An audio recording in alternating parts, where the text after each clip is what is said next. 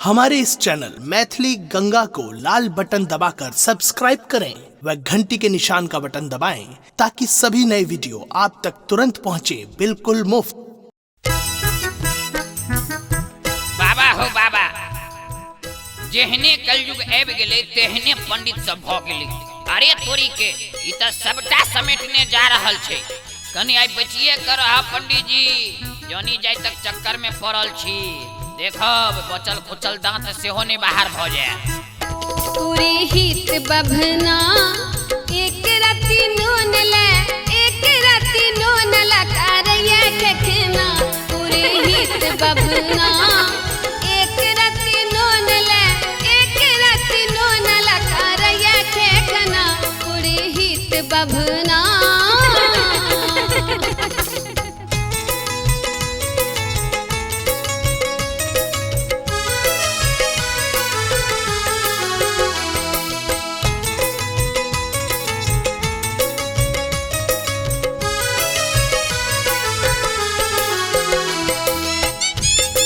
अपने सुन रहल छी गंगा कैसेट के प्रस्तुति।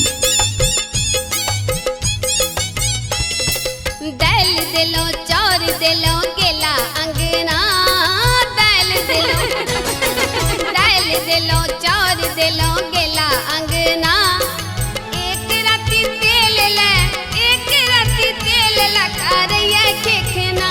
पूरी हित बभना एक राती तेल ले, एक राती तेल लकारया खखना। पूरी हित बभना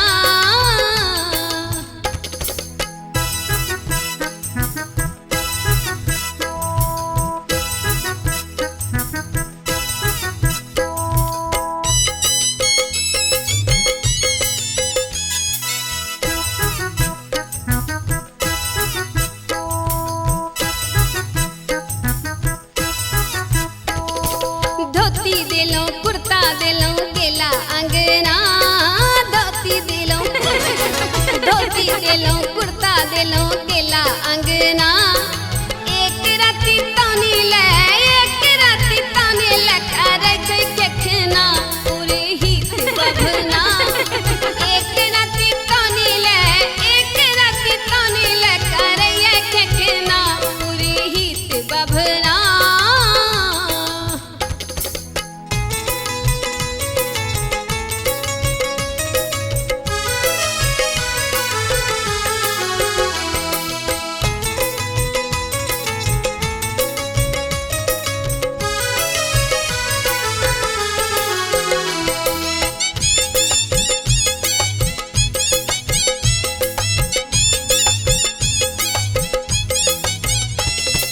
चूड़ा देलो दही देलो गेला अंगना। चूड़ा देलो दही देलो गेला अंगना। एक राती चीनी ले, एक राती चीनी ले करया खखना। पूरी हित बभना एक राती चीनी ले, एक राती चीनी ले करया खखना। पूरी हित बभना एक राती नून ले, एक राती नून लकारया खखना। पूरी हित बभना एक राती नून ले, एक राती नून लकारया खखना। पूरी हित बभना